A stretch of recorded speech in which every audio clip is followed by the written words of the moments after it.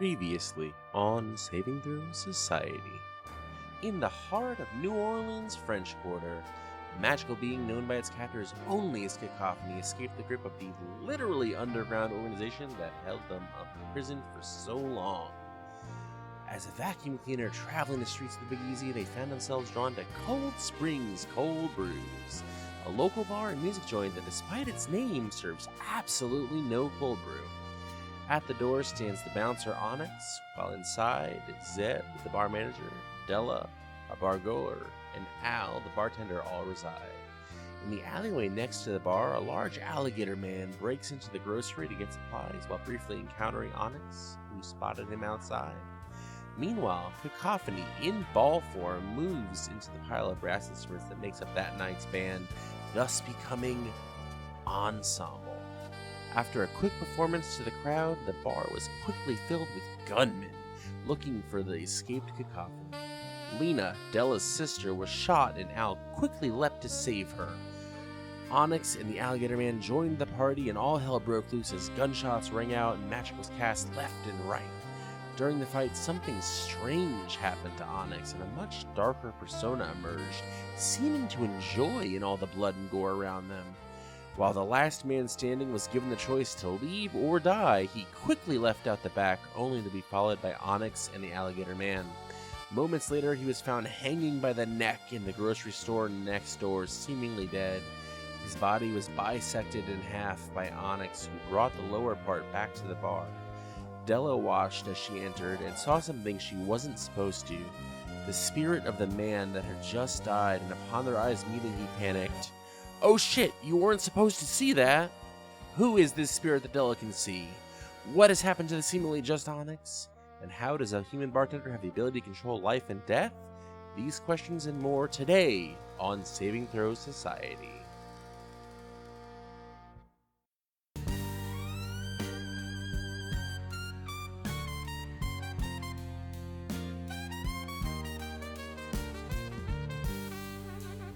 Welcome to Saving Throw Society as we present Barrier City's New Orleans. Laissez le bon temps rouler and just sit back, relax, and enjoy the jazz.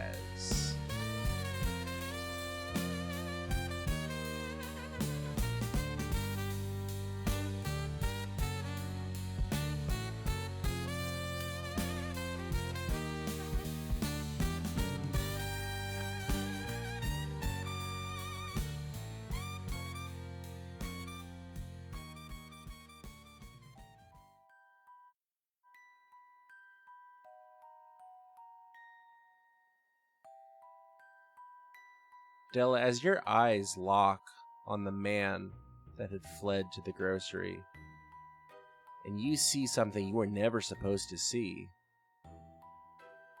your mind drifts. You hear the voice of JJ in your head. Is that a spirit, Del? Who is that? And you jump back to about a year ago. You are in the bayou St. John, but not quite as deep as where it all becomes marsh. The clearing before you yawns open like a wound festering, a patch of uneasy ground where the swamp's waters lap hungrily at the edges. The soil is soft and treacherous, slick with mud and the smell of rot and brine. The air is dense, thick, almost syrupy, heavy with the mist of the sour water beneath it. The campfire where you have planned your ritual sputters and pops. Its glow struggling against the press of darkness. Smoke coils low, reluctant to rise and suppressed by the moist air. It crawls slowly, obscuring the ground, almost making it look as though the fire and everything else are floating in it. Every ember that drifts skyward is quickly swallowed and snuffed out before it climbs higher than the reaching claws of the cypress trees. Around the edges of the clearing, shadows ripple and twist where Spanish moss hangs like tattered flesh. Swaying though no wind stirs, it moves back and forth, almost as if inhaling and exhaling. From the black waters comes a chorus of sound, the guttural belch of frogs, the incessant screech of insects, the wet splash of something large disturbing the surface. Each sound feels too close, as if the creatures of the marsh inch nearer with every passing minute. The smell of the firewood, a fleeting, acrid sharpness, only barely shields against the greater perfume of decay. Beneath it all is the unsettling copper notes of blood, faint but undeniably carried in this moist air. Here, at the place where land and water clawed each other, the fire is less comfort than it is allure. It flickers like a heartbeat, fragile and doomed, and the swamp waits patiently, knowing that sooner or later the flame will patter out. As you tend to the fire, away from the bustle of the city, and you prepare for the ritual you are about to attempt, you are not alone. Della, could you describe what JJ looks like? JJ is a tall, I would say lean build, bronze skin, dark hair, dark eyes. He's a good looking fella. JJ is your boyfriend. Heck yeah, he is. Your relationship has not always been simple. In fact, it's been anything but simple. Your parents, your family, they're very, very, very sure of where your life should end up. And you being with JJ goes against everything they have in their plans for you. But you've inherited the family gift. And you can commune with those beyond the veil and the spirits of your ancestors, as well as the spirits of the Loa. And so you're here in this bayou where you are closest to the spirits to do a little magic and to change fate and to make it so you and JJ can be together forever without anyone saying a single thing. You sit in front of a fire started in the woods of the bayou, and you are trying to summon the great Papa Legba, guardian of the crossroads. For what is the place where land meets water but a crossroads? He controls the fate and the veils between the spirits and the mortal, and you are here to ask him to grant the ability to change the fate of your future to be with the man that you love. What would you think to say to summon Papa Legba in this moment? What would you ask him for specifically? In order to summon him to come? Well, you already know the ritual to summon Aloha. You already know the ritual to name him.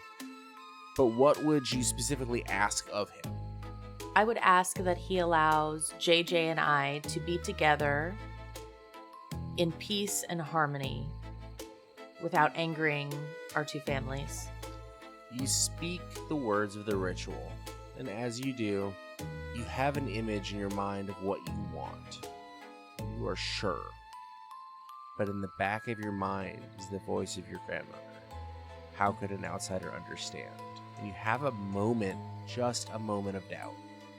It's not supposed to rain, but a flash of lightning occurs in the sky, and when the light clears, the brightness of the light dissipates. A man stands before the fire, seemingly tall and thin, a little withered, in a suit, with a large bag made of patchwork colors. Why you done summon me, you?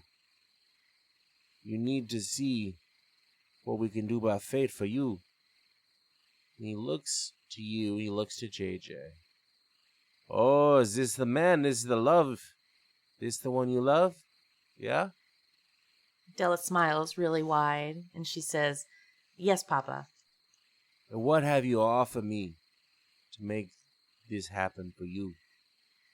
What price you willing to pay, you? We'll pay anything. Now, anything. Anything, my belle. I can do a lot with anything. Name your price. You'll see, you. You won't be together forever. You'll see. He smiles at you.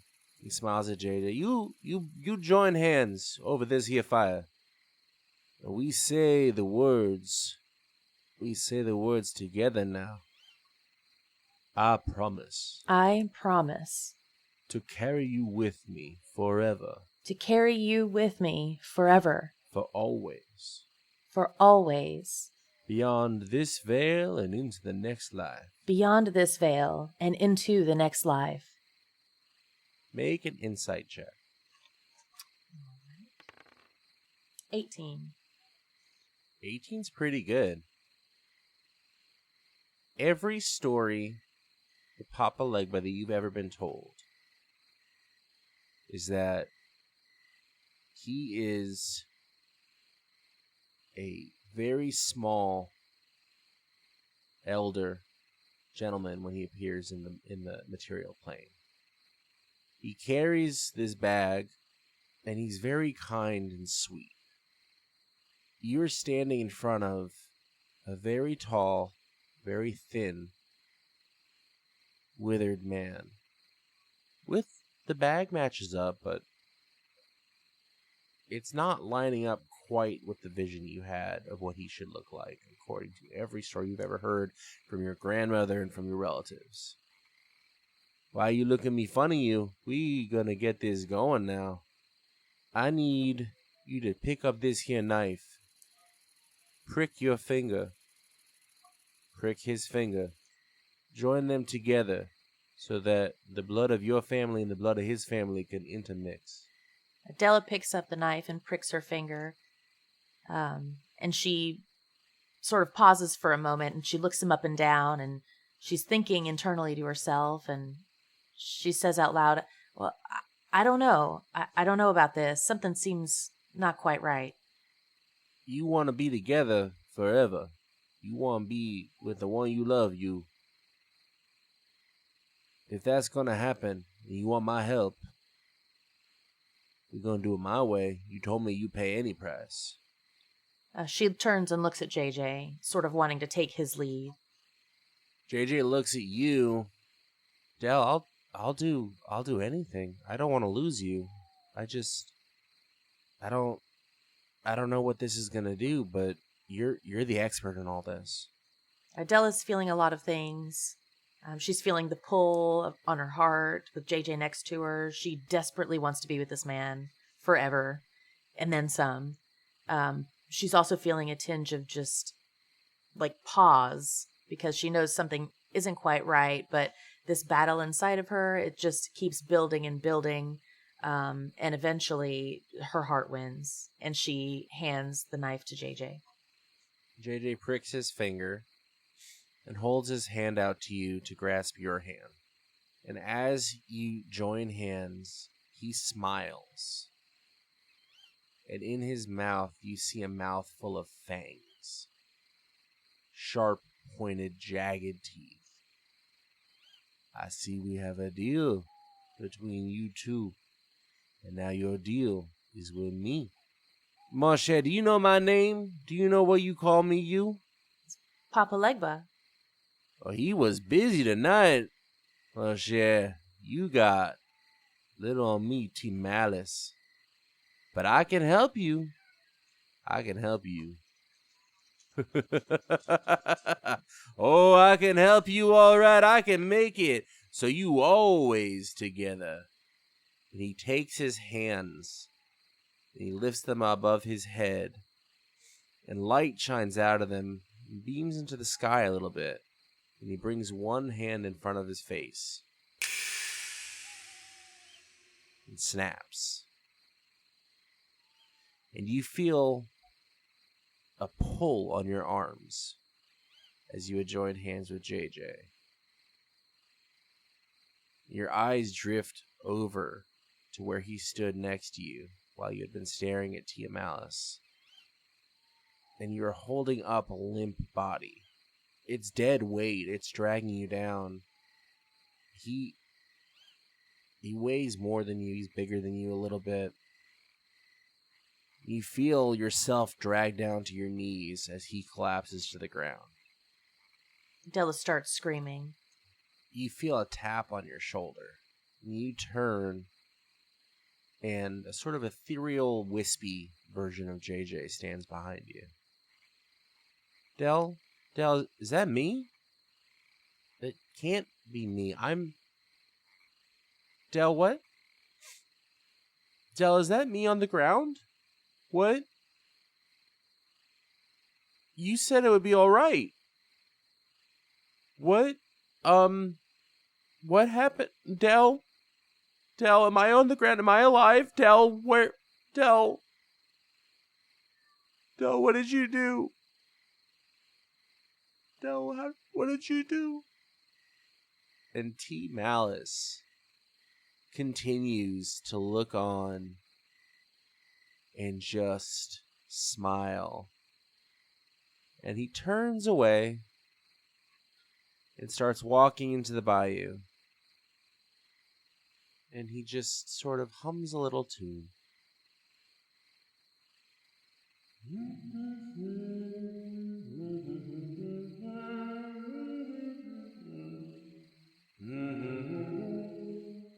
I'll be seeing you. We tied together now forever. I'll be seeing you in future times. You look out for T. Malice. Enjoy the rest of your life with the man you love.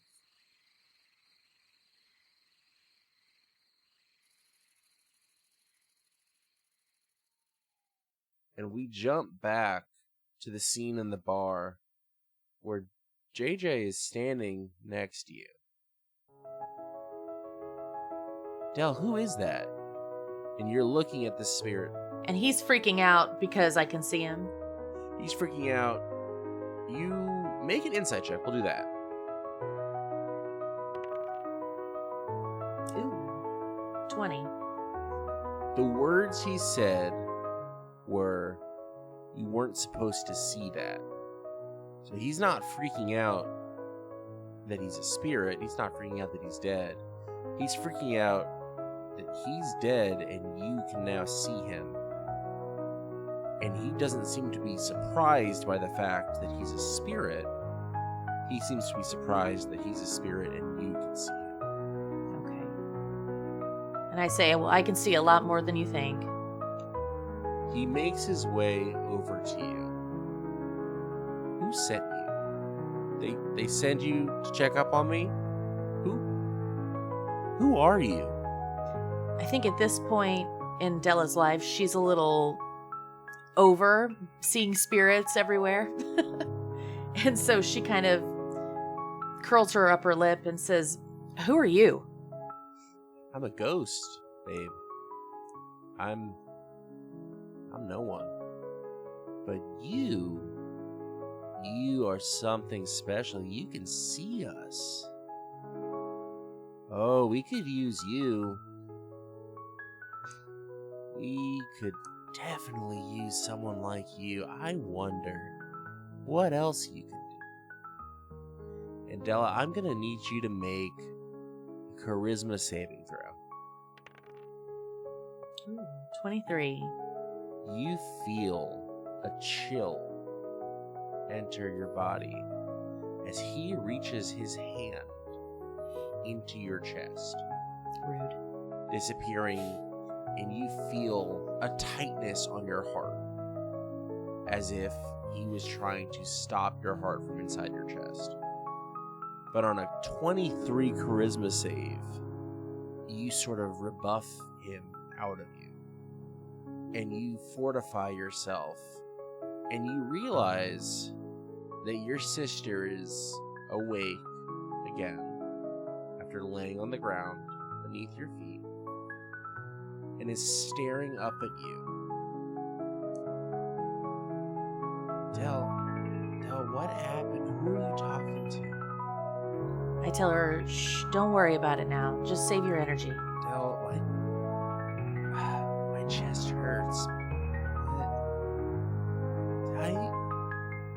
get shot? Yes, honey, you did.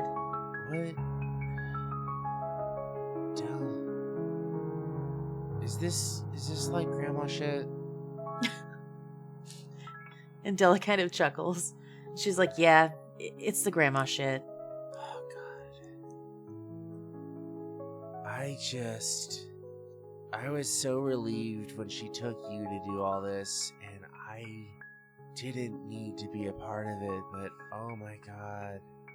It's just never gonna leave us alone, is it? I'm afraid not. Would you have taken your eyes off the spirit to talk to your sister?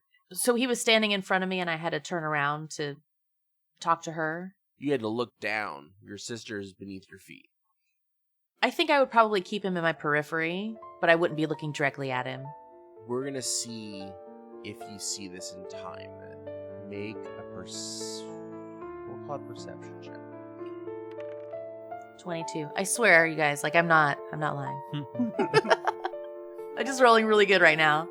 While you've been talking to your sister, the spirit has been inching closer to the two of you, Chris. And you notice that he is sort of drifting into the field of Lena's body. And you catch an eye with him for just a brief moment. He says, your sister is probably worth something to you. I bet I know where to squeeze so that it hurts just a little more.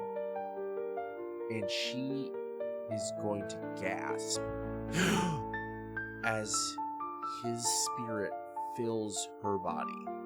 And his spirit is not in front of you anymore. Your sister is on the ground. The spirit of the man is not there.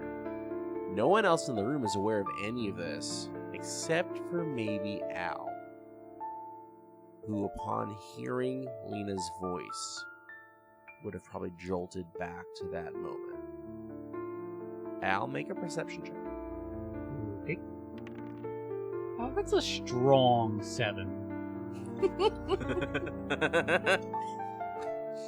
On a 7, you notice that Lena is awake, but you did not catch any of the conversation.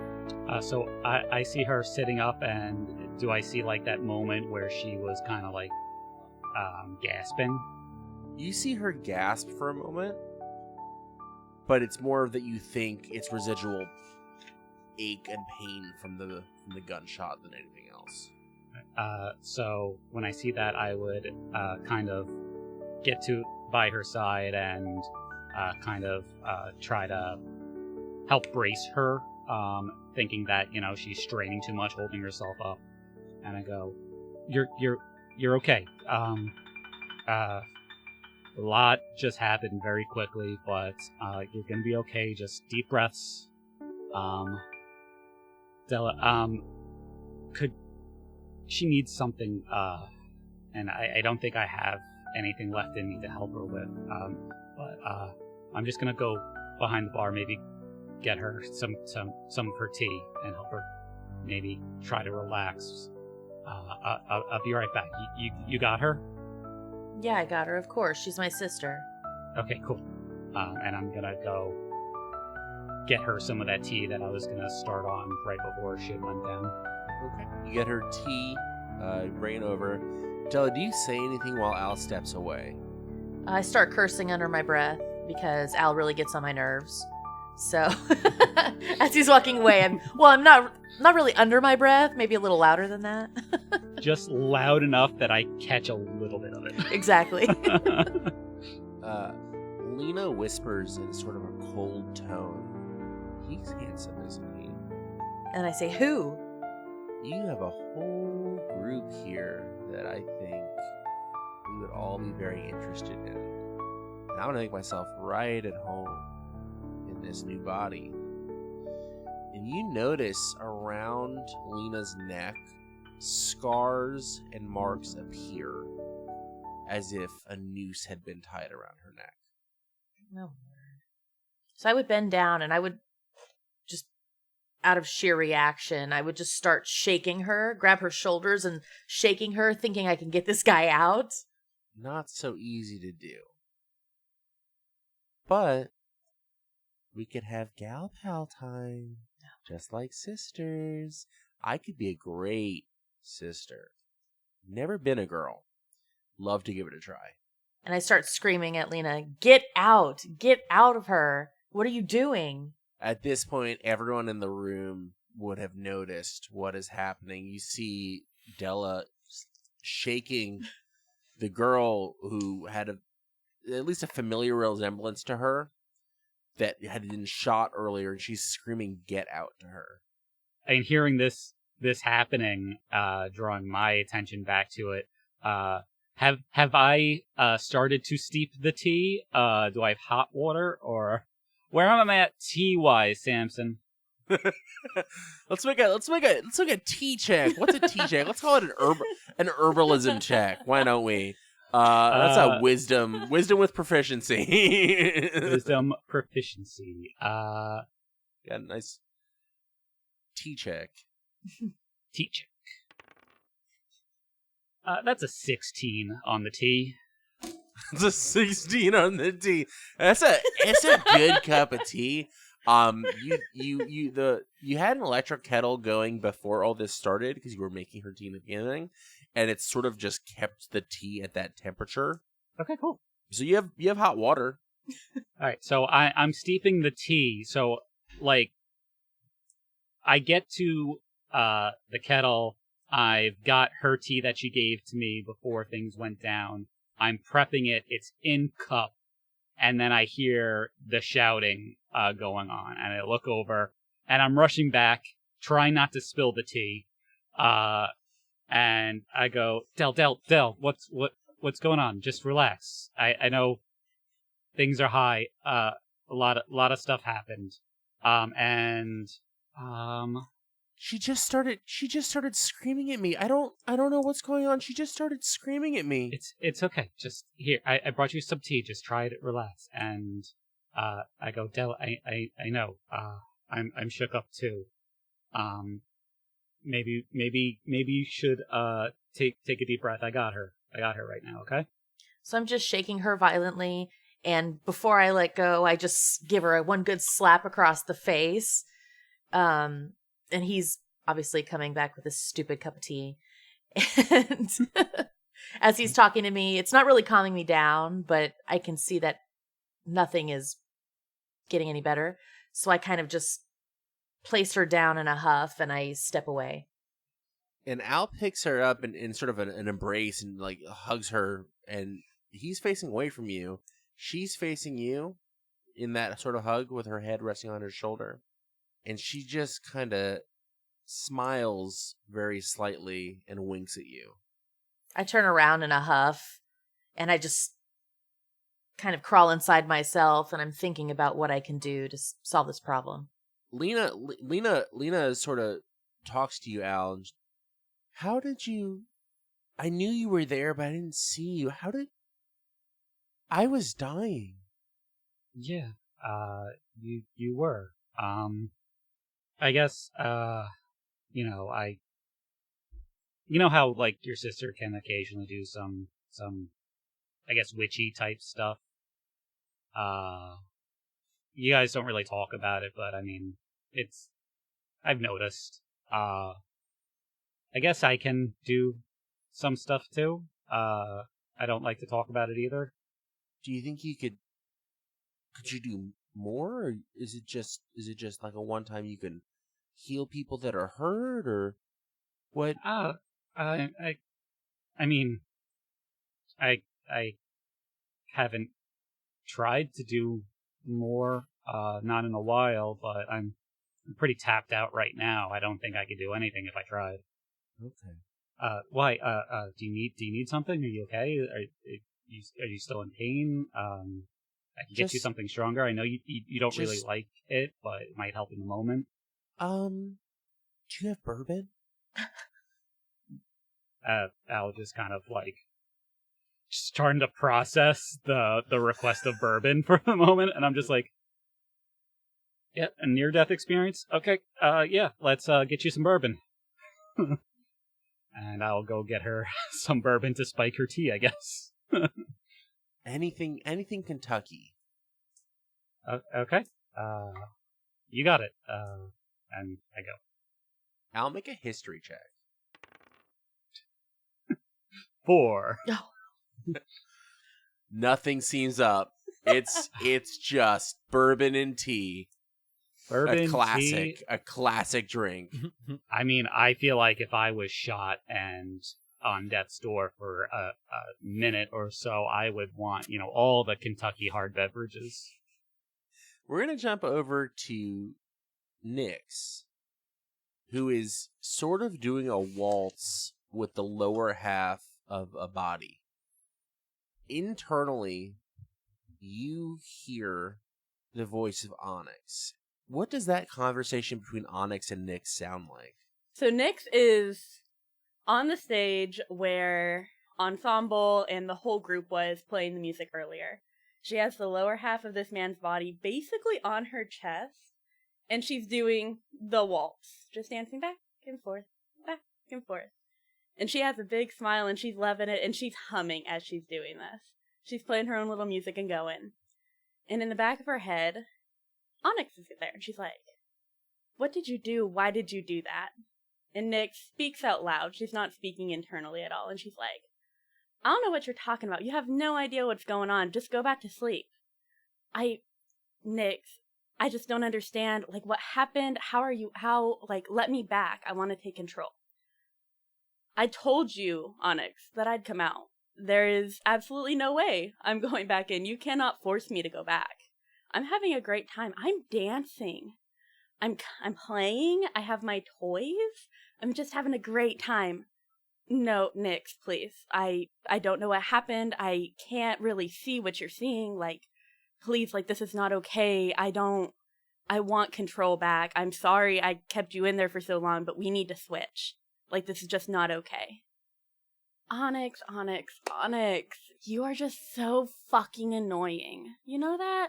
You're just such a hard ass. You're so prissy. This is why nobody likes you, man. You just don't know how to have a good time. And I'm just gonna keep dancing and keep dancing. And Onyx is still just deep down there, just fighting at the back of the head, just trying to gain back traction and ahead. Because it takes a lot to do this little switch back and forth. So Onyx is just gonna sit back there and she's just gonna, please, please, please let me out. We just need a switch. You need a break. You're exhausted. How much longer can you keep this up? You're tired. You're dirty. For the love of God, you smell, dude. Let's just switch back. And Nyx is just gonna keep refusing and refusing. And there's just gonna be this back and forth of, please let me out. No, you little bitch. You stay back there. It's just gonna kind of go back and forth. As Nyx continues to dance around the stage, she takes notice of the screaming in the corner, but it's nothing of interest to her. There's nobody dead. There's nothing really. None of my business. I'm gonna need, and this is gonna be the first time we're implementing this kind of mechanic. This is going to be a battle of the wills between you and your alter self. We're gonna take 2 rolls, and I'll let you decide which is which. And we're gonna roll 2 d20s. Decide which one is, if either the first one is Onyx or the first one is Nyx, and the second one is Onyx or the second one is Nyx. But we're gonna go basically, does Onyx regain control? It's a roll off. Okay. And whoever gets the higher number keeps control? Yes. Okay. This first one is gonna be for Nyx. That's a 17. And then this next one is for Onyx. That's an 11. Onyx is trying to fight her way to the top so hard, but Nyx has been in the shadows for so long and has tasted blood for the first time in probably years, and is not going to let that go anytime soon. Not if she can help it. So you continue to dance. And a thought occurs to you. What is dancing without music? This is a celebration. You are out, hopefully forever.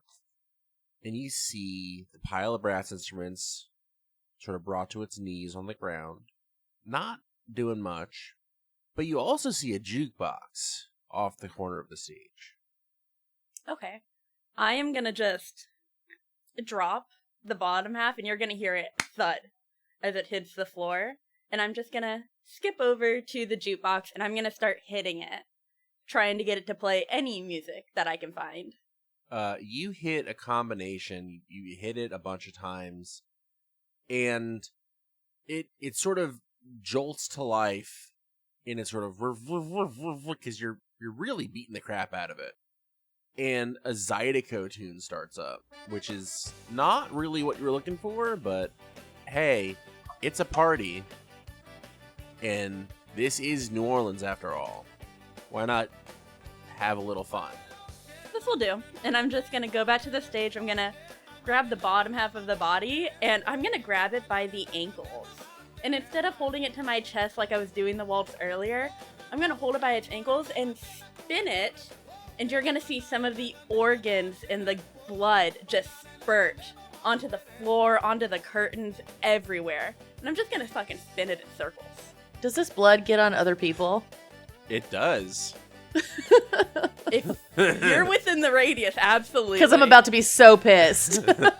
Zeb, as the blood splatters your face, you are having somewhat of a panic attack in the corner of the room, while the most upbeat accordion music and Zydeco is just going off. It's just singing with Creole accents, and you are covered in blood. You have killed multiple people. What's gone through Zeb's head? Zeb is not doing great. He is indeed having a panic attack. He thought that being behind the bar would protect him, but that so didn't protect him from everything that's happening right now. And he's just confused as to what is going on and who all of these people are in his bar. But I think the only thing he can do, he's kind of in fight or flight mode, and he's not gonna fight, he's gonna flight. So I think he would get up, and he needs to rush. He needs to get some fresh air. So he's gonna rush out of the bar and just try to catch his breath outside on the street. Onyx, you have sort of a predatory, Nyx, you have sort of a predatory instinct. When someone runs, you feel the need to chase them down. And you see a man that Onyx was friendly with start to run. I am gonna clock Zeb mid like twirl, and I'm gonna see him take off, and I am not gonna slow down. I'm just gonna let go of the body, and it's gonna go flying across the stage. All the momentum is still there, but something else has caught my eye. I'm gonna roll a luck check real quick. A luck check? Al, the body hits you. Tea goes everywhere. No, everything was fine until you knocked the tea over. Won't somebody please think of the tea? You have the legs of the lower half of this body wrapped around your neck, essentially, as they kind of slam into you. Lena gets covered in blood, and while this is happening, the jukebox sort of and smoke starts coming out of it a little bit as it shuts off. The music ends, and there's this sort of unsettling silence, and you just hear footfalls. As Zeb, I will say that you probably ran out the back of the bar past this scene. Chomp, what does Zeb see as he exits the bar into the alleyway? So, coincidentally, that would have been the same time Chomp was finishing up his dinner, and it would have been a great time to sneak back down to the sewers. So he was coming out the door of the grocery right across from the bar. And if he's in a rush, he's probably running headlong into Chomp's chest. Zeb's bad day continues as he collides headfirst with an 8-foot-tall, 15-foot-long alligator man.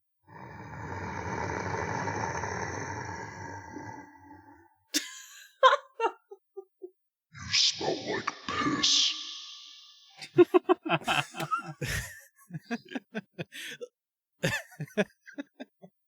Zeb, we're going to call it also a charisma saving throw. All right. That's a 2. Am I rolling intimidation against that? Sure. All right. That could be Fair fun. note, my intimidation is a +2, but so I only beat you by 14 to 16. Nix, you come out the door full force to the sight of Zeb dropping to his knees, weeping in front of the alligator man. And yes, there is a stain of a stream of urine coming down his pant leg as he just sort of crouches into the fetal position and cries. Sounds like a normal Tuesday night for me. Nix, you run out after the man that you've marked as your prey, for he ran from you.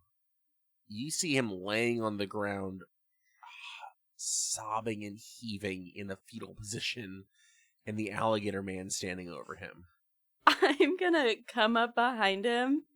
Seeing him cry is just kind of, because I didn't cause the crying. So I'm just gonna crouch by him and I'm just gonna draw a little heart on his face with blood. I'm just gonna poke him a little bit and I'm gonna look at my big feller in front of him and be like, "What'd you do? I wanted to do that. What'd you do?" And I'm just gonna keep poking him. Literally nothing. I just stood here. Zeb, I need you to make... You failed your charisma save just so poorly. We're going to make a wisdom saving throw now, and this is more of like a... How much sanity does Zeb keep in this moment? That's an 8. That's good, right? Something that I absolutely love is that the dice really tell the story that they want to tell. Zeb, in this moment, all you can think about is 1, the bar is trashed. 2, you have gone from Zeb the regular guy to Zeb the murderer in the span of the last 2 hours. 3, you are in between 2 monstrous beings. And 4, you have absolutely no idea what you're going to do about any of it. And 5, your pants are wet.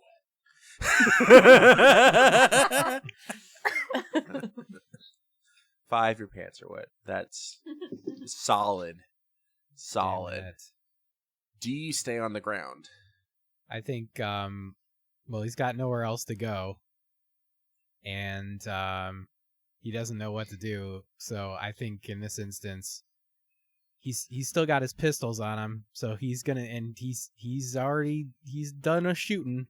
Yeah, I know. I can see that look on your face, but this is what he's doing. He's taking both of his pistols out. He's pointing one at the gator, one at his supposed bouncer friend, and he's saying, "All right, this night has been absolutely terrible.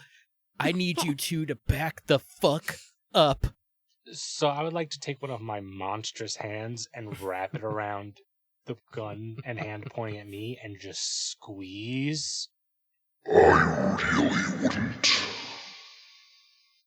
Nyx is just gonna laugh and she's just gonna get up with her hands up and just take like 2 steps back, but she's laughing the entire time. So is Zeb apprehended? That's sort of up to Zeb. Does Zeb fight against the giant gator man grabbing your hand? I mean, I don't think he can. So I think that was the last bit of courage that he may have had, and I think he either passed out or he's just or instinctually, like, he remembered watching some sort of documentary about how you should, like, play dead or some shit, and he's just, like, becoming dead weight. I'm pretty sure in that documentary it also said to poop yourself. Don't just assume that. If the dice want to say that he soils himself, then we can go with that. Chomp, what would you do in this moment? So if I'm holding him by his hand kind of up and he just goes limp, I'll just kind of sigh and throw him over my shoulder. Because it's not even fun at that point. I think that documentary is about bears. But I guess I'll take him back to his friends. Do you go back in the bar? I was gonna try to get away, but I've been seen again, so I have to see if it's safe to leave these people alive, having seen me, at least. So I'll go see what's going on inside. And at least this other girl seems kind of cool. Okay. You make your way back in the back of the bar, carrying Zeb over your shoulder. Nix, are you going back in or are you staying outside? I am gonna follow behind, and I'm just gonna keep kind of poking at Zeb, just be like, hey, are you still there? Are you still there? Onyx is in the back of my head, just like, can you not? He's really just a guy. Can, like, be nice to him. He is a nasally little guy. Be nice. If you can't be nice, let me out. And it's just like, fuck you. And just keeps poking him and walking behind as they re-enter. I'm gonna say Chomp is gonna be really disappointed when Onyx takes control again. As you enter, it's almost as if the jukebox senses the return of the person that wanted the music. And it goes... Still stuck on Zydeco. Hell yeah. Nix walks back in, poking Zeb. The gator is carrying Zeb. The legs are still wrapped around Al. So when I come in, I'm gonna look around and sniff and... That smells like it would have been really good tea. So I'm taking the legs from off my neck. I see that Lena is covered in blood. And I'm just like, I'm gonna get some club soda. I'll be right back. and lemon. And I go to the bar and I grab some stuff to try to help clean her up. And I notice the giant alligator man carrying Zeb. And I make note of it as I'm grabbing the club soda, and I just kind of keep looking at it and trying to clock if Zeb is okay as I'm like in the middle of trying to get back over to Lena, who I'm just trying to make sure is okay in general. I'll see him looking at Zeb and be like, I think you dropped this. and kind of throw him back on, or not throw him, but put him back onto the bar. Put him on the bar, and I go, Lena, come sit down, and I'll walk her over to the bar, and as I get over to there with her, the smell of urine, it's like a punch in the face. And I just go, there isn't enough club soda and lemon in this place. So I look over at this giant alligator man, and I go, I guess thanks for bringing him back and for helping out with those guys. You don't really see many people like you in these parts. My name's Al. Do you have a name? Chomp. And there aren't any like me. The wonderful thing about chomps is chomps are the only one. Okay. Did you just make me Tigger? Yep. So I go. I really appreciate what you did in just getting these guys out of here. But what happened with Zeb here? He smells like piss and a little bit like shit. If I'm being honest. Yeah, I don't know. I was trying to leave, and he ran into me. And then he pissed himself, so... Did you see, half elf, girl? She was, the one with the big sword. Have you seen her? Yeah, I'll look over my shoulder to Nyx, who is still probably poking Zeb. With you now moving out of the way, I see Nyx, and I go, Onyx! Oh, thank you. Why do your eyes look like that, and why do you keep poking at Zeb, and what were you doing with that body that you threw at me, or the half a body that you threw at me? Are you okay? I have more of the tea that Lena had, and actually I'm going to make some because you made me spill a lot of it. So, I'm going to make some, and I think you need to just take a breather because your eyes are a little messed up, and I've never really seen you like this, and I really think everyone's been through a lot, and we all just need to chill.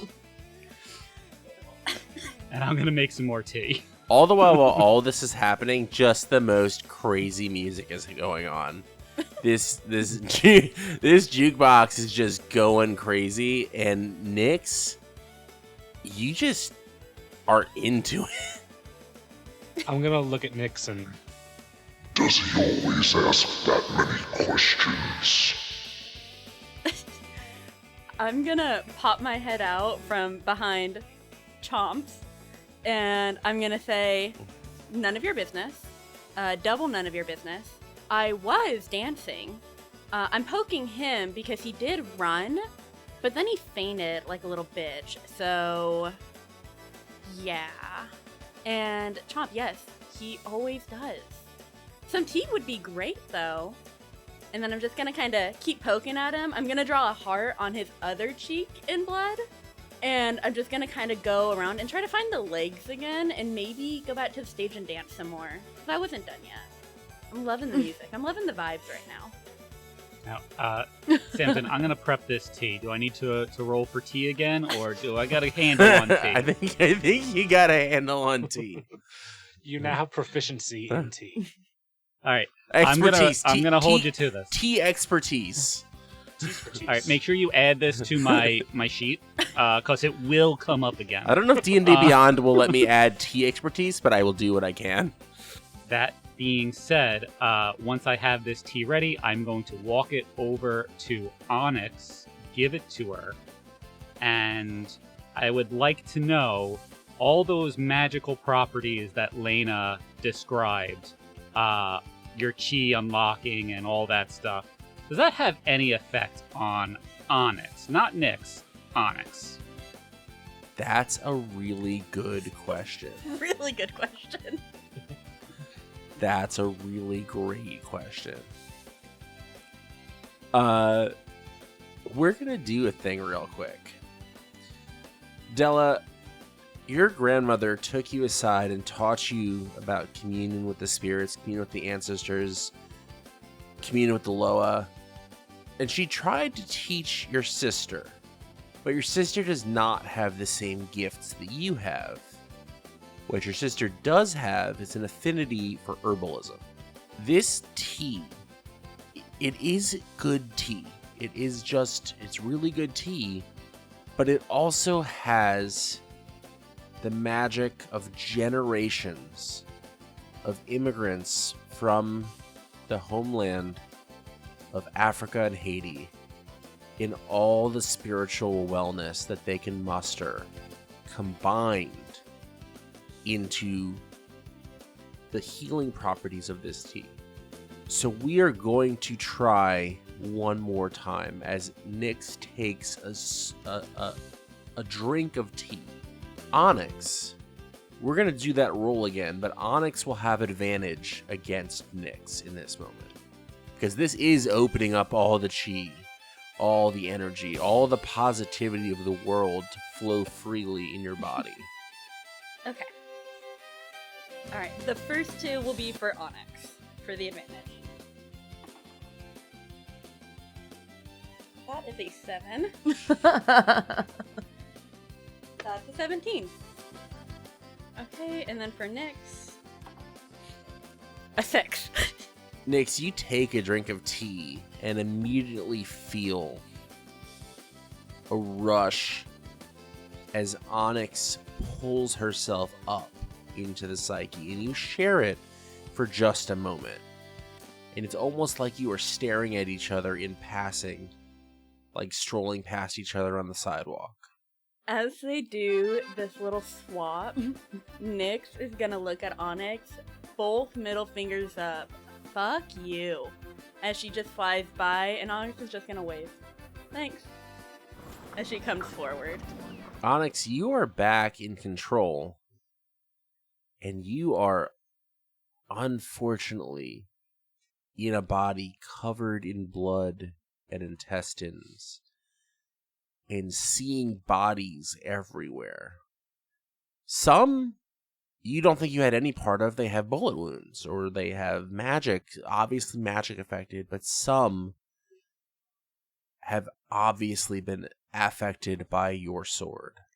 Okay.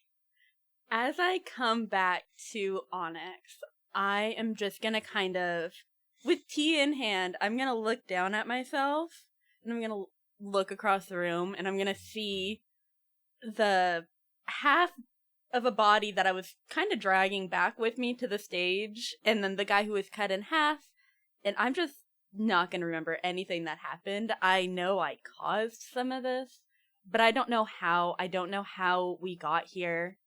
I'm gonna look around the room. I'm gonna see everybody kind of covered in blood. I don't know exactly why some people are covered in blood. Surely it's not my fault, but I will not confirm nor deny that. And I'm gonna look to Al and just be like, dude, what happened? I remember coming into the bar and that weird guy with the whistle, and that's like it. What happened? Are you guys okay?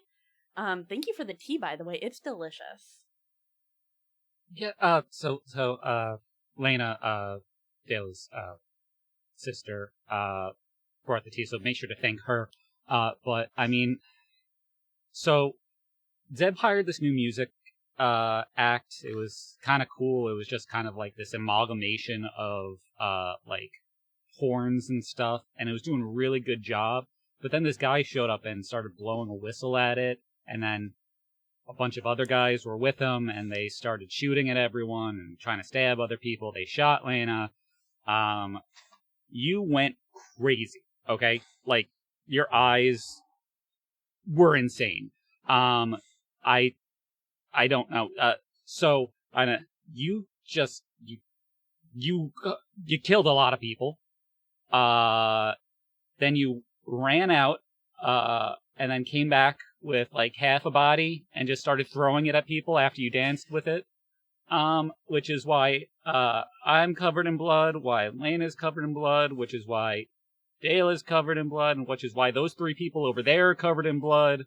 I don't know what you guys did to Zeb other than, bringing him back into the bar, covered in his own filth. But I'm glad the tea has sort of rounded you out. Your eyes look better. You sound better. Anyway, let me know if you need anything else. I am gonna go check on Zeb. Yeah, I'll come with you. I'm feeling kind of sticky. I'd love for a shower, and I feel like we need to like really clean up. But yeah, let's go check on. I don't have much club soda left. Oh. Well, bleach it is, I guess. I wouldn't use that on your skin or your outfit in general. You're just gonna ruin it. Just maybe the sink in the kitchen.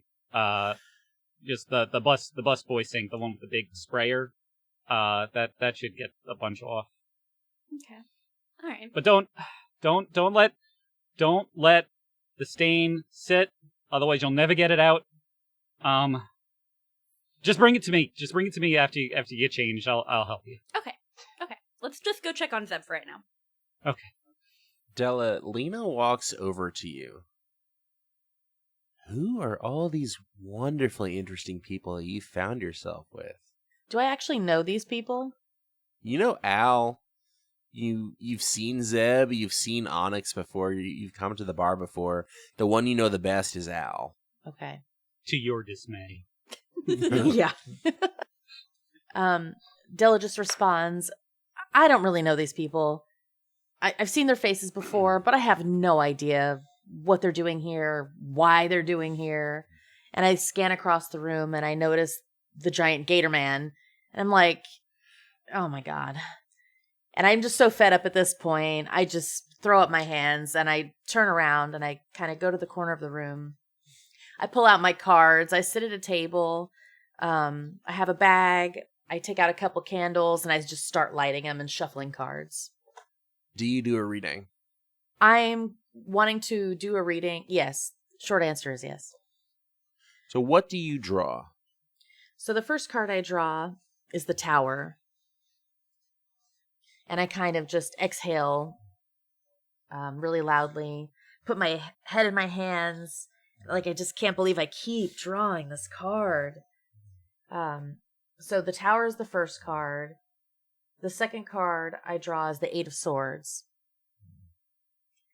And then I sort of pause for a moment and I take a really deep breath. And I draw my third and final card, which is the Justice card. And I just sit at the table with my head in my hands. And I just say, no, no, no. Why does this keep happening to me? You hear a voice over your shoulder.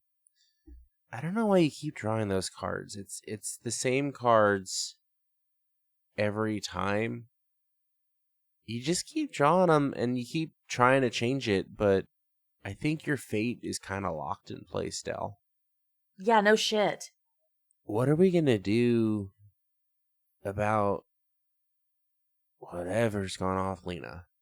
I really have no idea at this point. I think we just need to find somebody smarter than I am who can help us out. But I'll never forgive myself for this. For everything. It wasn't your fault. It's all my fault. I should have known better. He tricked you. It wasn't your fault. I mean, would I love to have things have been different? Sure. But we do get to be together. This isn't together. This isn't the way we wanted it. And I can't even touch you. I know, but it doesn't have to be physical to be real. We wanted to be together. We're getting to be together. No one, I mean, there is that. It's an upside. Try to stay positive, I guess. Positive. It's an upside. Positive where? And with that, she blows out the candles, puts them away, stuffs the cards back in her bag, and she stalks over towards the rest of the group. And as you walk back, you feel Lena's gaze on you as she watched everything you just did. And she sort of meets you halfway between the group and where you're heading. So you can just see all spirits, not just some spirits. How's that work? Well, it doesn't work out really well for me, does it? Well, might work out well for us. The people I work for can make things happen. You can have access to pretty much anything you can think of. It looks like you have a problem. I heard you mention you and your, I'm going to hazard a guess, boyfriend?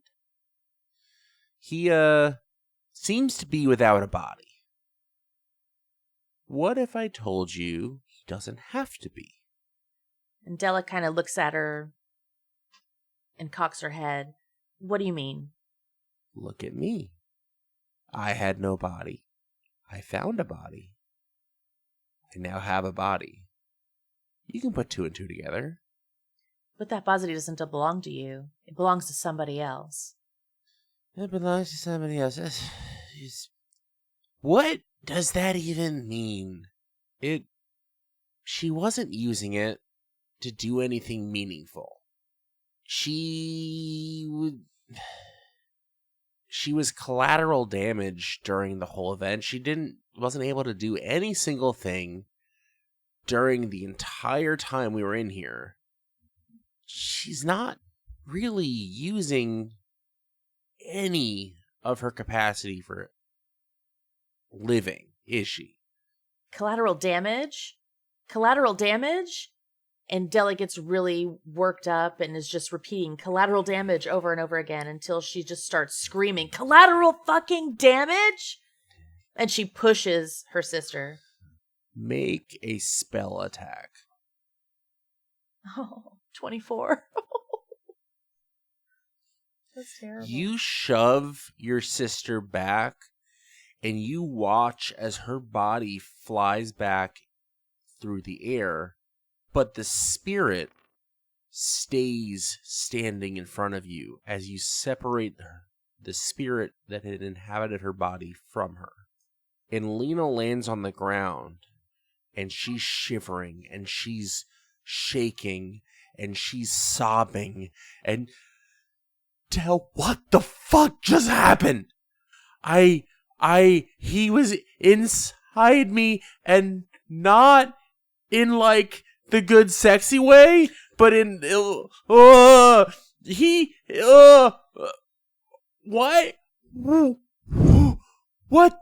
What the fuck?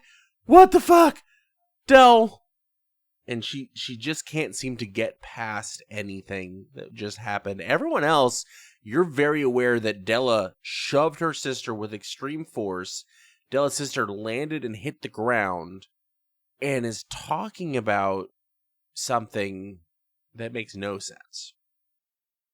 So I would probably pick up the pace as me and Onyx were walking back towards the bar, and I'll probably pick up the pace and get over to them. And if I get there and they're like, what's going on? What do you? Why did you throw her? And what do you mean? Who is inside of you? And Della says, this fucker right here was just inside of my sister. I was trying to figure out how the hell to get him out, and one thing just led to another. He just made me so freaking angry, and I exploded. What are you talking about? Zeb's unconscious. I was about to say, the only person in front of you that you're gesturing to that could be possibly a he that wouldn't have been inside anyone is Zeb on the bar. Oh no, poor Zeb. Do I know, just a question, am I able to touch these spirits at all, or, like, do I know that? You usually can't, but you just made contact with something. If you want to try something, now is the time. Okay. So I think I'm just so worked up. I'm so angry. I'm just going to reach out and grab him by his throat. Can I try chill touch? Yeah. 16. You wrap your hand around his throat and you feel flesh. And you lift him off the ground. And you are standing with your arm outraised holding something that no one can see, but you have made contact with a spirit. Physical contact. You can feel his life in your hand. Roll damage. 8. You watch as he feels the chilling cold of death rake through his body. And he starts to shout, "Stop! Stop! Why can you do this? Why can you do this? You shouldn't be able to do this. No one, you can't. This is... It's okay. It's okay. It's okay. I'll find someone else. Let me go. Just let me go. You guys tried to let me go before. Just let me go. No one needs to know you're here. Just let me go." And then I think I just become even more overwhelmed because he's just telling me what to do. The spirit who just tried to take over my sister's body. And then I hit him with a sorceress burst. but maybe not because I rolled an 11. He doesn't really have an armor class right now. I've been sort of... He's a vulnerable spirit in your hands. Roll with advantage. 13. You feel anger and fury and sorrow and self-loathing and all of the emotions you can muster, and you pour them into the palm of your hand, and it flows through your fingertips, and you watch as he fills with the light of your rage and begins to glow. And the rest of you begin to see a glowing silhouette of a man held in Della's outstretched arm. And he glows brighter, and his features get more defined. And you could swear this is the man that ran out the door. Chomp, you could swear you just ate this guy. And he's being held in the air, being filled with all the power you can muster. And he's just shouting and cursing at you. And you begin to hear, first you hear static in the air. And you begin to hear words. We will never stop coming for you. Every last one of you. This whole time they've been coming anyway. When they don't come back, what do you think is going to happen? You just killed 5, 6, 7 of us? And no one showed back up? You think we're just going to forget that we lost people? And you could have let me go. And you all begin to notice around his throat, light shines, illuminating the scars of rope burns from countless times that he's hung himself. And he looks at each of you. He looks at Al. You we already know about. They're coming for you whether you like it or not. But you're a new one. You're looking at Chomp. You are curious as can be. He looks over at Onyx. I think I know what's going on with you, and they will have so much fun tearing you apart to get to what's beneath. And he looks to Zeb, laying on the bar, pretending to be unconscious at this point, because it's too scary to open his eyes. But it's really you. You have turned over the wrong page and looked into the wrong things. The hangmen are coming for all of you. And as he says the word hangman, Zeb, I need a history check. 18 plus 2, 20. You had a word circled in your notebook next to your laptop. Do you remember what that word was? I believe it was the hangman. Do you remember the name that you had associated with that name, with that word? I can't recall the name. You had the name Charlie Hannigan written down, and under it the hangman circled. He looks at each of you, he curses and screams, and he is filled with light as Della's hand grows brighter and turns into bright sparks that scatter as you have destroyed a spirit somehow. And you're left in this room looking at each other while Lena sobs on the ground and Della breathes heavily, releasing all the tension that she just had pent up in her outstretched arm. I'm gonna walk up behind Onyx and... That was weird. Anyway, you done with that? And I'll be pointing at the legs that she had took from the grocery store. I'm gonna look up at him, a little, like, confused and be like, yeah, it was They're all yours. Go for it, man. You are all in this bar. It is trashed. There are dead bodies. And you don't know what you just witnessed, but you do think Della knows more about it.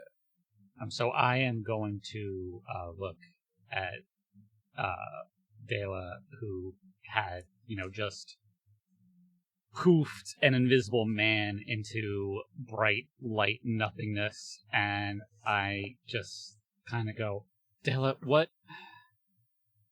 Who was that? Where did they come from, and why could you see them? And,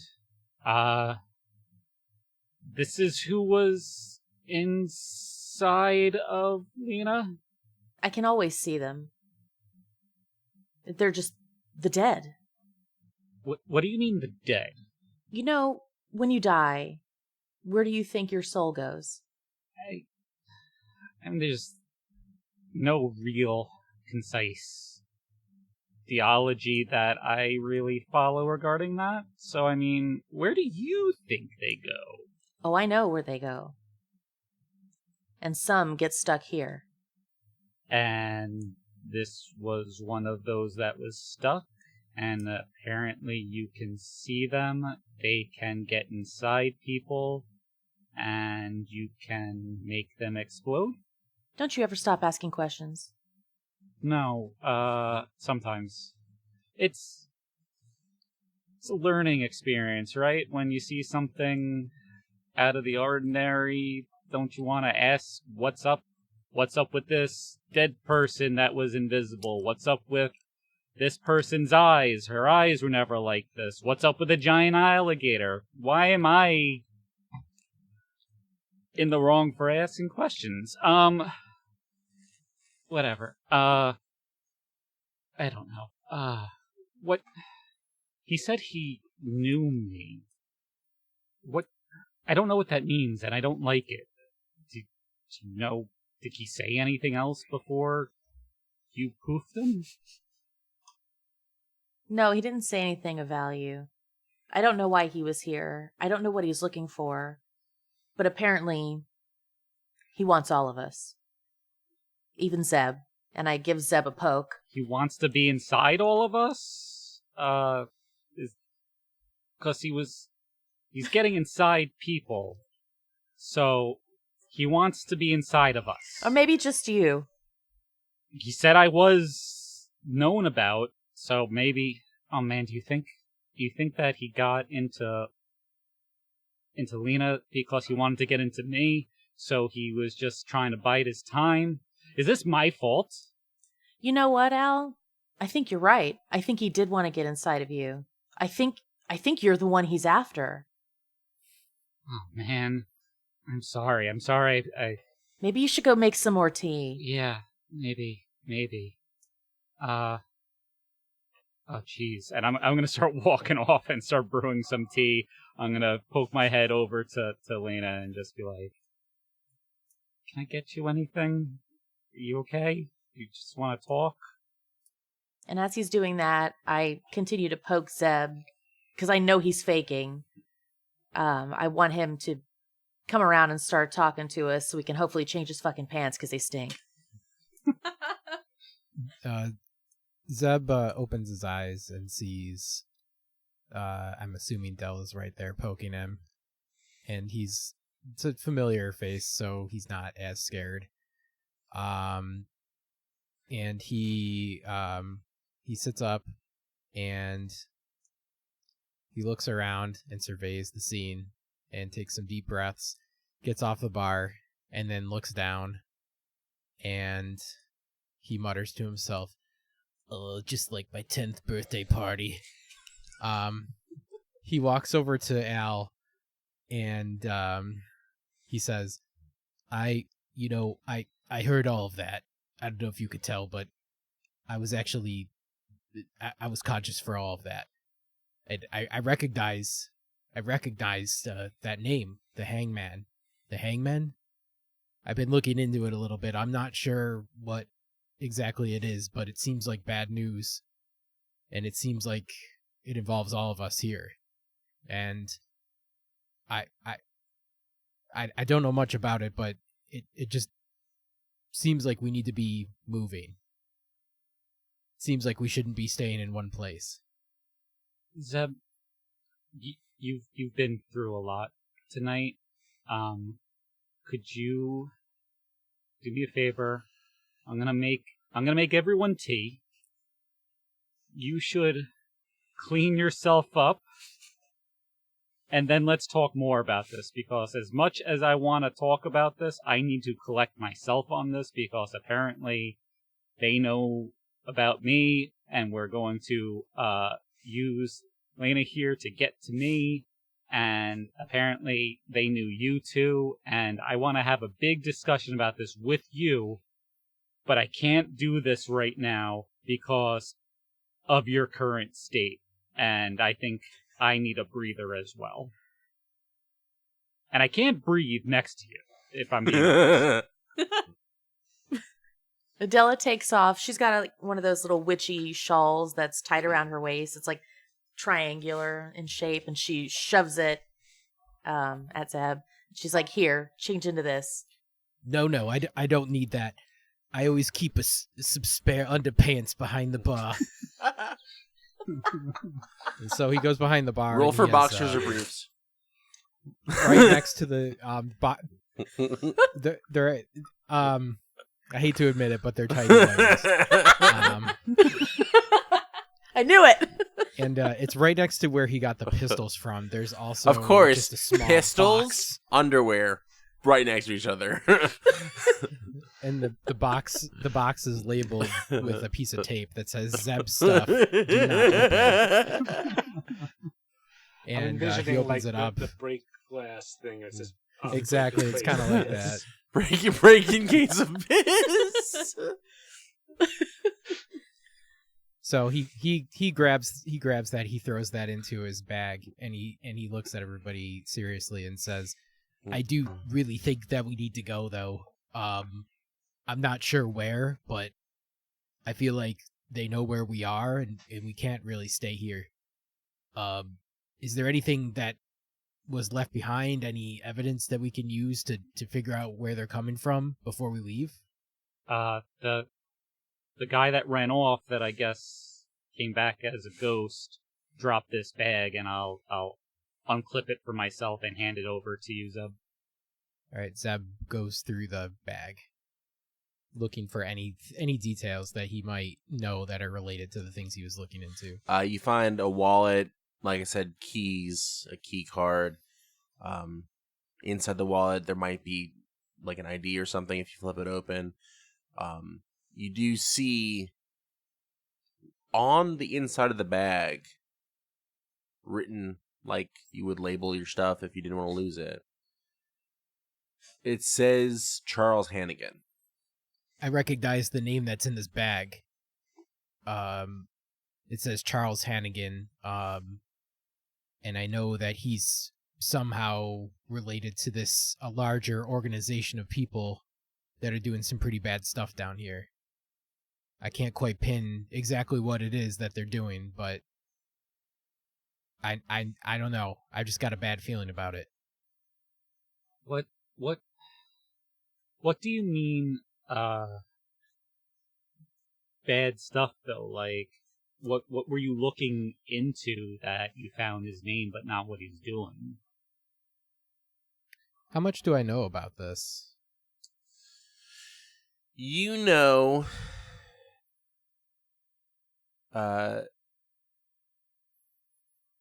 Zeb has always been kind of a conspiracy theorist, very, very much going off on ends.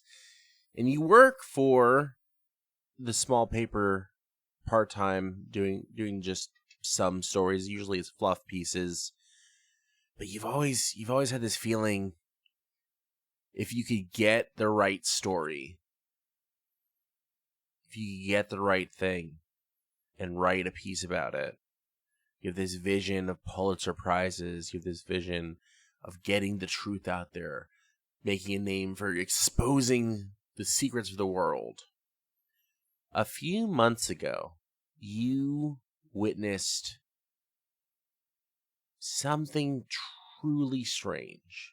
You watched a man walk out of a building, and 2 minutes later, you watched the same man walk out of the same building. And about 2 minutes after that, you watched the same man walk out of the same building. And this continued for a little while. Every 2 minutes, this same man walked out of the thing. No one else seemed to notice, but you couldn't stop looking. So you went in. And we'll actually play this scene out. You went in during one of these 2-minute intervals in between them walking out. Roll stealth. That's a nat 1 plus 6. A nat 1 plus 6.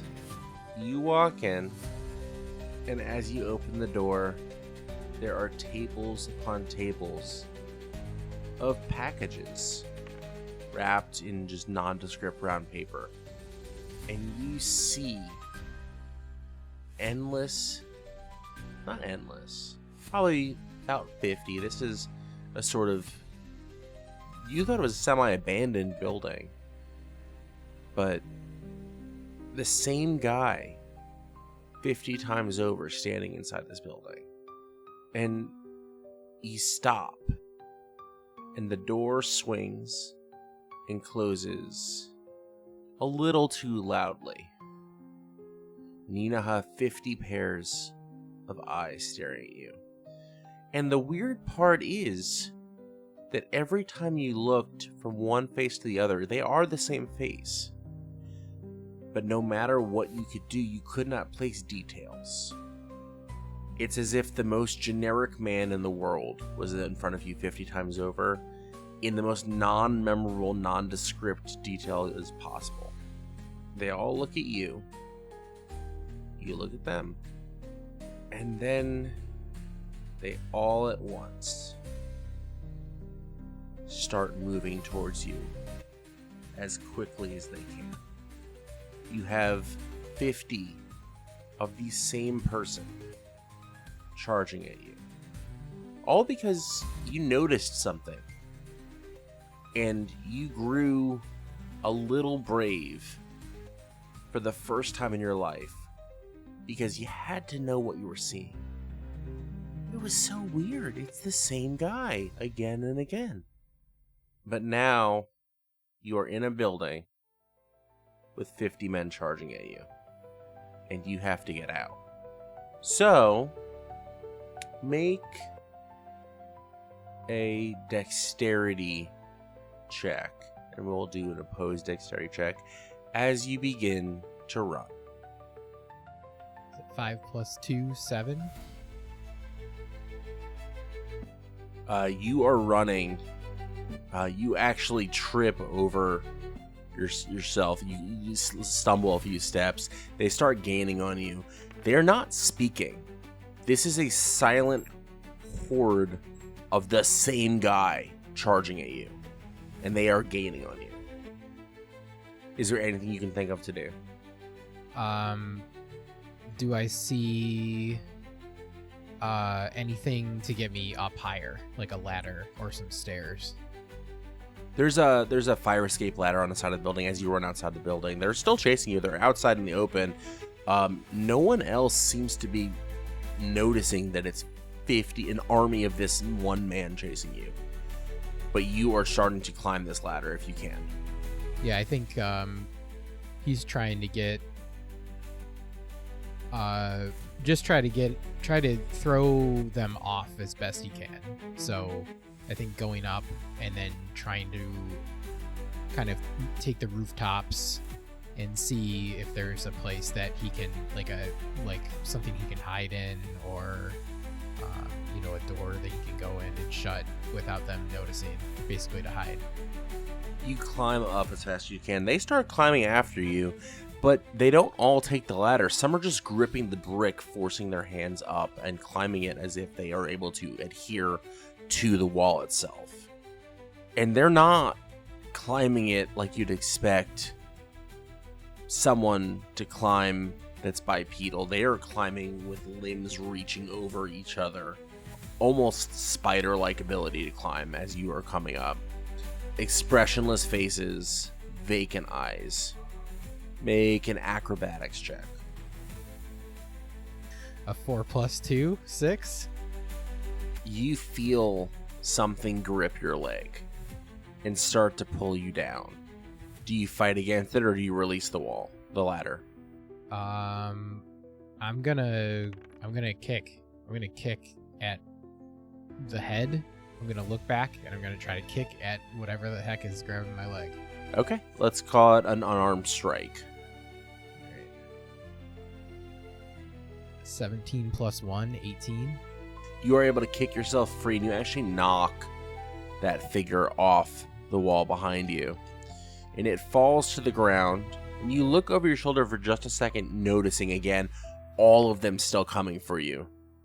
And as it hits the ground, it sort of shatters into sand. Almost as if it's not made of anything substantial like flesh. It's made of just that. Just sand. You keep running, you keep climbing. They are still coming for you and they are getting faster. Is there any, once I get to the top, is there any place that I can hide? You see there is a roof access door. Alright, so Zeb runs as fast as he can to try to get through that door. The door is unlocked. You go through, slam it shut. There is a push lock. He locks the door. You start to hear thud, thud, thud, thud as more and more of them start hitting the door. And you start seeing fingers reaching under the door and extending into the space that you are in, as if they are stretching like long tendrils. And they start to come through, stretching fingers, hand, arm. Do you stay in the doorway? I think seeing that, he's getting away as fast as he can.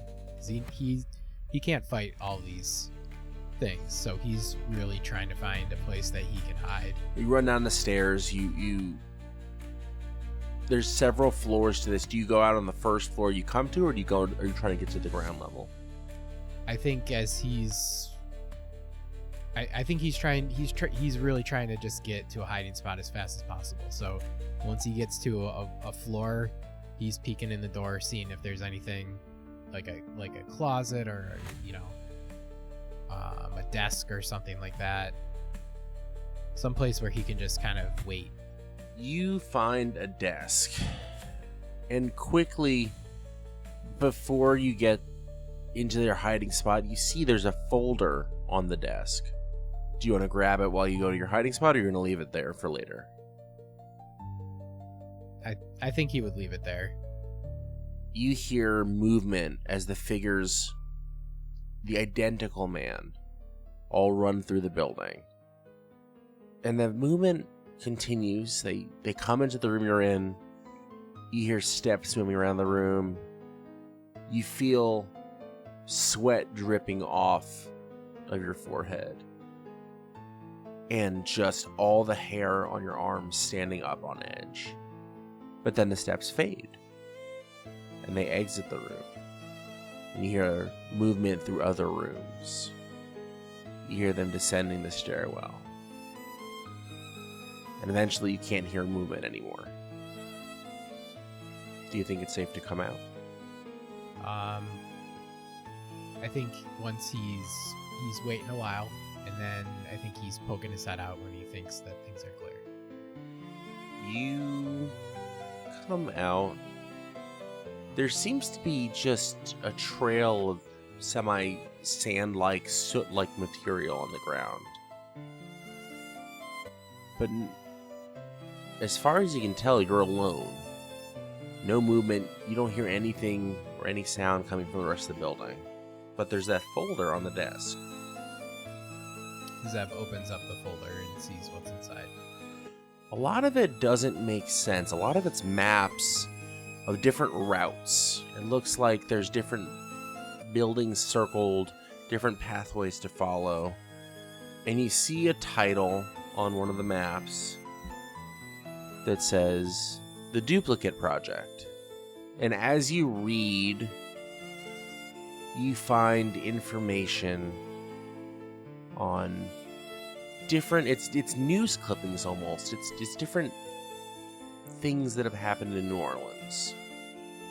Someone goes missing, something happens to a patient in a hospital. Instances of strange plants or animals being seen or sighted. And all of this somehow tied to these pathways on these maps.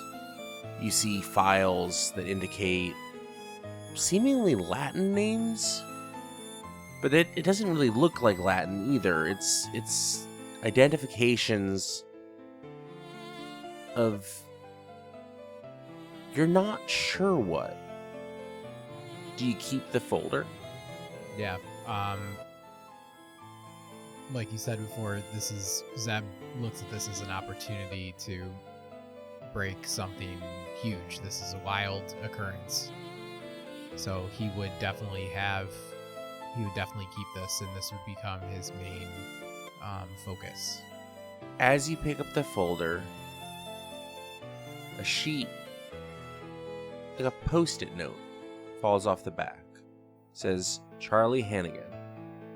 And it says, new candidate for hangman. It doesn't say anything else, just that little bit. You are in the bar. You have been digging. You have tabs in your Google that say duplicate project. You're not really coming up with much. You have searched Charlie Hannigan in every way possible that you can think of. But strangely enough, you get a record of birth, not a real interesting life as you find achievements. You find a sports team he played for in high school.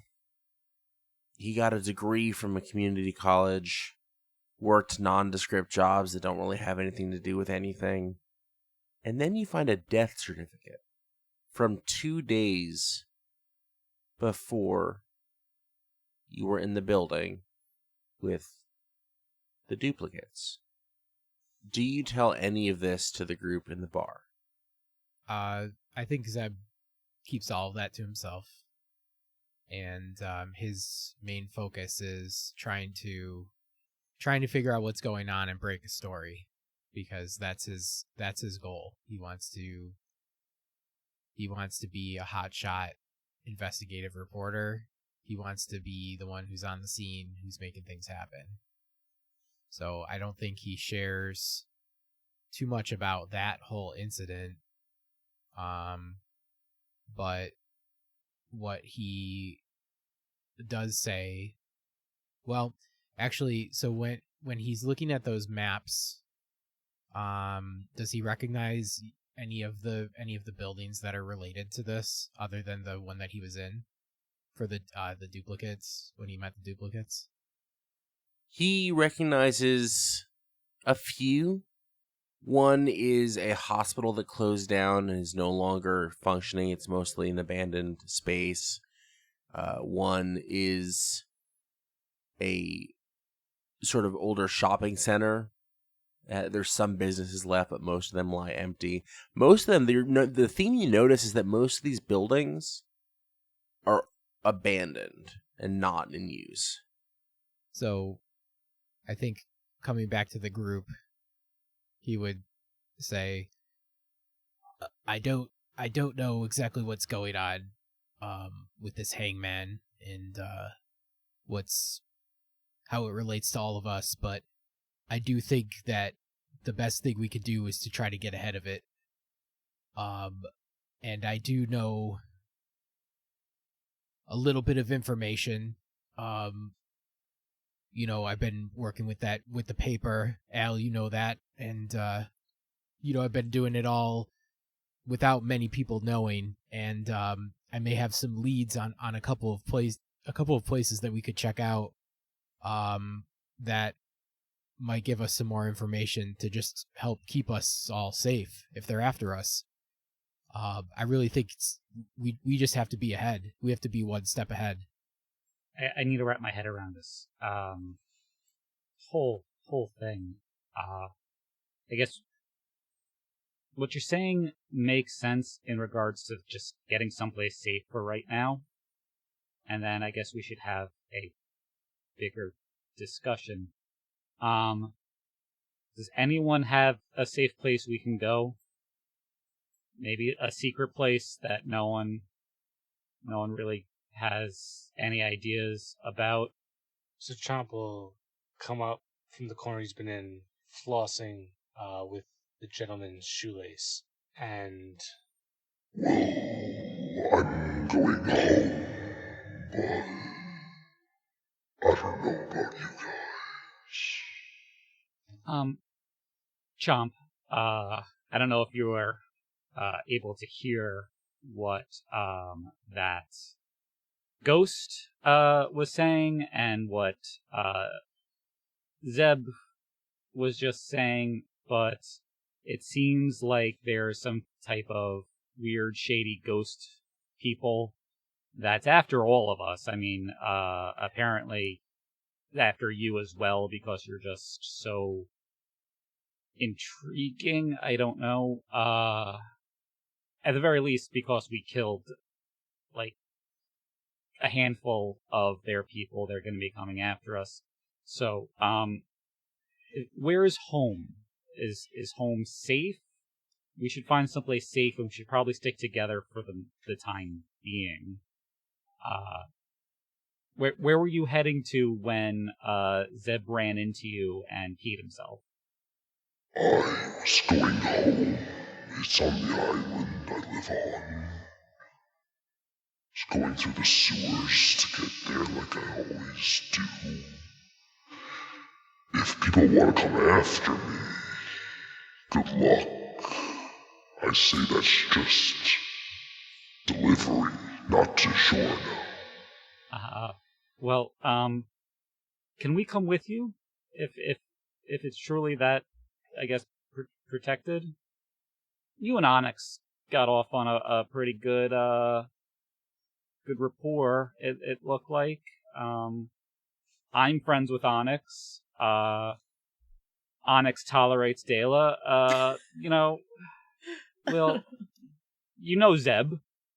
I will change my underpants. If that's a prerequisite. Zeb likes this idea. I would really like to go.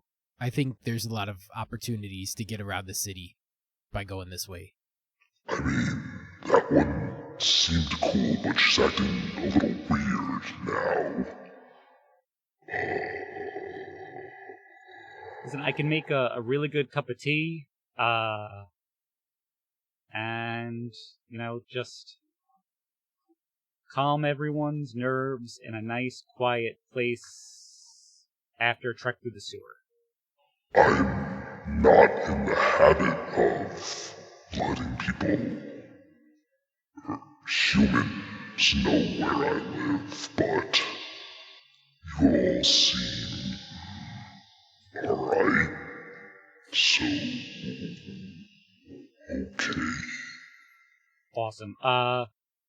I'm gonna go help Lena up, and I go, Lena, we're gonna go to the sewers, to the big alligator's house.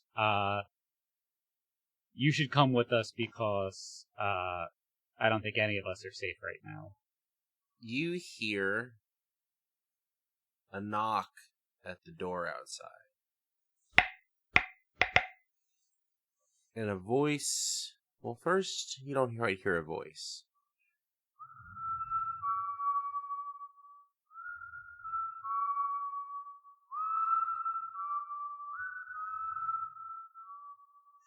You hear a voice sort of call in, 1 rope, 2 rope, 3 rope tight. Which of you will swing tonight? Come out, come out. We see your shadows, we hear your breath. Come out, come out or meet your death. I think we should run for it. Let's go. Let's run out the back and maybe light this place on fire. Please don't do that. All right, let's go. Let's go. Where are we going? That sounds like dessert. Come, Chomp, lead the way. We gotta go. We'll get dessert later. All right, Chomp will head out the back, not waiting for them, but just going. And if you make a left down towards the dead end, that is the alley. There is a sewer grate that's oddly big enough for an 8-foot tall, 15-foot long alligator man to fit into. So I'm so sorry, Chomp, but you are heading out the back, which means going through the stage. You pass something that you have all forgotten about.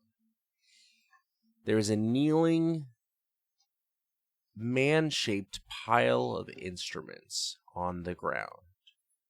And as you stumble past to get out the door, Chomp, you feel something grip your leg. What the fuck? And you hear the call from outside again. You've been sitting here talking back and forth. None of you even thought to check on the whole reason we came here in the first place. And the man made of instruments begins to stand and looks directly at you. We've been in here the whole time. We've heard everything, we've seen everything, and we're not letting any of you go. And as the figure created of brass, this is not the same identity or voice that you heard previously. That figure seemed full of life, full of happiness, full of joy. This does not feel that way. You hear music start to play out of the figure's many openings, so the instruments. And it's fast and vicious and hurried and not quite angry as much as it is insistent. And I need everyone to make wisdom saving throws. Is this a charm effect? Yeah, we can consider it a charm effect. Right, then I have advantage. That is a natural 20 for a 24. It's a 15 for Zeb. 16 for me. I got a 19. 16 for me as well. Just everyone rolls great this game. That's how it works. None of you are affected by the music as it begins to play, but I will need everyone to roll initiative, and we'll get into that next time.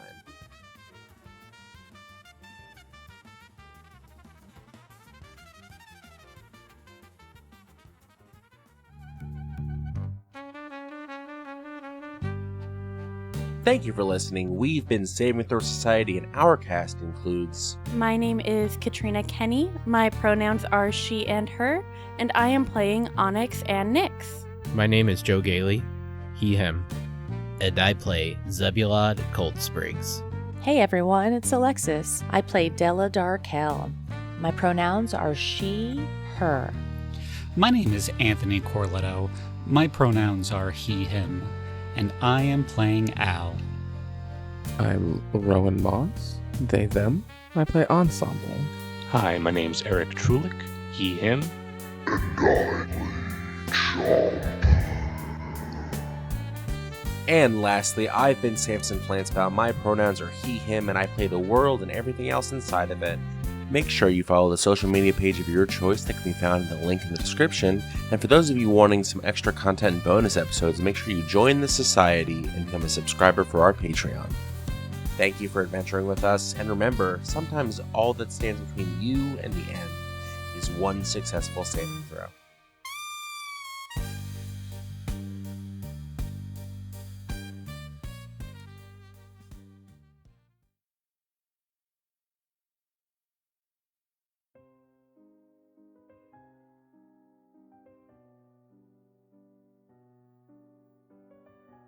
Ensemble, you are aware of everyone in the room, but over the last few minutes you have felt yourself begin to be unable to move. And you know deep down that this is because of the whistle. He's done it before, but not in years, not since the last time you tried to escape.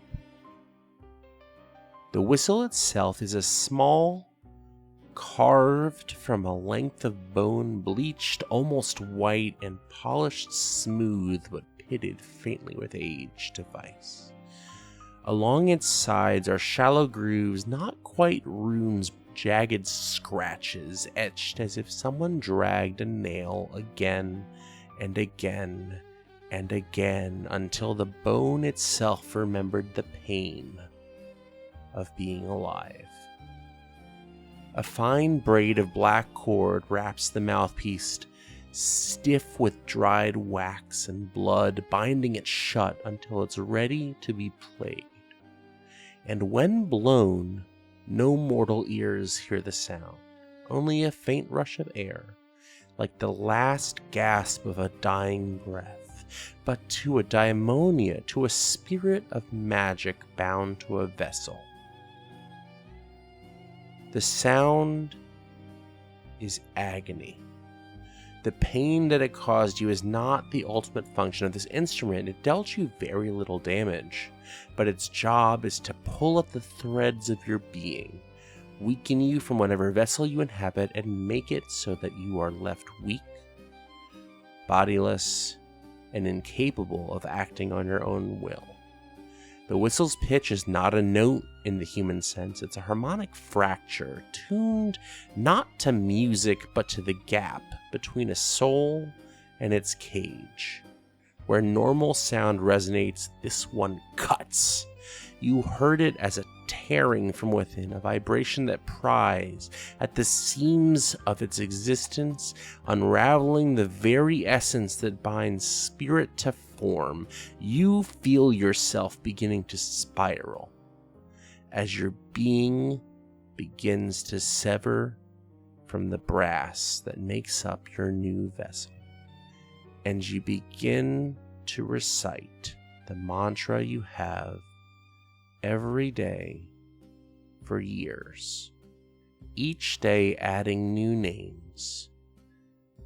But right now you focus on just the last few names from the last few days. What are those names? Paco Thibault, whose courage I fractured in cords. Father Jaros, whose faith I shattered in glass.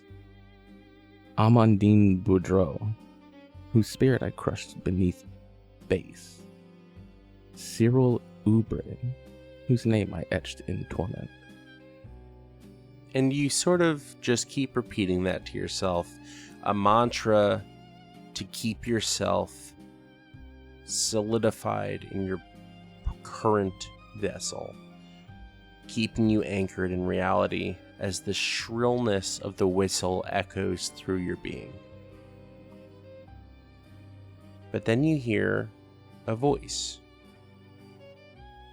It whispers from outside of the brass, and you are aware that you are not alone. But it's not the voice of one of the people that helped in that fight. It's a voice of someone that you would have to guess also does not have a body. It's coming to you on sort of that spirit frequency that the daemonia communicate to each other with. It's not another daemonia, though. You're not quite sure what it is. But it whispers, "Stop struggling. You'll break yourself apart before you ever break free. That joy you cling to, it isn't yours. It's a leash. It's a trick, a memory. You belong to us. You were made by us to be used, to be owned, and you will again be possessed by us." And Ensemble, I need you to make a charisma saving throw. And you're going to do it with disadvantage because of the 2 whistle blows. Okay. That's a 17. With disadvantage? Yes. I rolled 13 on both dice. Hey, sometimes it does well. You feel pressure against all sides of the vessel. Psychic pressure trying to get in, something trying to force its way inside any sliver or crack it can find. But you resist. You rebuff the pressure. I can see the cracks in you, the emptiness between what you are and what you pretend to be. You can't hold out forever. Let me inside, and you won't have to carry the weight of being alone. I'll make the choices. I'll give you purpose. I won't send you back to the black device with the pipes. You can have a new purpose. You can serve in other ways. You want to see the world. You want to see the people and be out. We could do that. Let me inside. All you guys do is want to hurt people. I don't want to do that anymore. You say see the world, but it would be on what you want me to do. I wouldn't be seeing the world the way I want to. People, beings, we should be free. Not kept captive. Not slaves.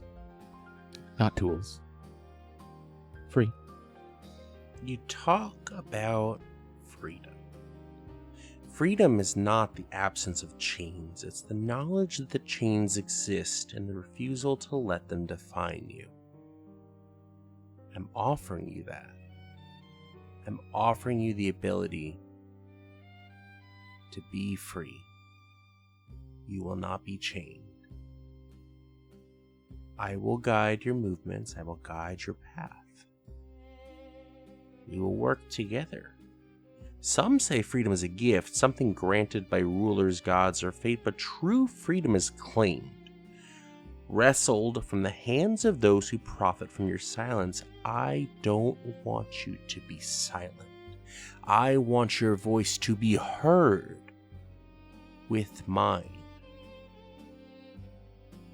For the living, freedom is the power to choose, even when choices are small, even when they are costly. For the dead, freedom is escape from bonds, from memory, from the hunger of others who would use a soul like fuel. I'm not alive, but I'm not dead either. So what is freedom to me or to you? Because I don't believe you are truly alive or dead either. You're something in between like I am. Freedom is fragile. Those who fear it will try to shape it into obedience, dress it up in false joys, or turn it into a leash disguised as kindness. To breathe free is not to be safe. To be free is to risk collapse, to risk exile, to risk being unmade. And yet, even with the face of these risks, freedom is the only song worth singing, the only breath worth taking. Will you be free, or will you be shackled to the machine? Let me inside to free you. Can I make an insight check? Yeah. Oh no. It's a natural 1 for a 4. Well, let's see if I crit fail. You are believing everything the voice is telling you. I let him in. And the spirit enters your body. And you feel familiar presence. For you knew the hangman existed in the organization that you were part of. But you didn't quite understand. You knew when they were near. You could smell this sort of stench of death on them at all times. The Frenchman scared you. The hangman terrified you. Frenchman can blow a whistle, can cause you psychic pain, can sever your ability to control the vessel. But the hangman could touch you, touch your actual essence of your body, of your spirit, of your will. You didn't recognize this to be a hangman. But the second it creeps inside and you drop your guard, you feel the absence. You feel the hatred. You feel the hunger. And you cower in terror in the corner of the cavity that is Ensemble, as the hangman takes over and begins to check sort of the limbs and response, and the sounds and response. And over the course of time that feels like hours, it begins to rise, just in time to catch the arm of the alligator man as he is leaving.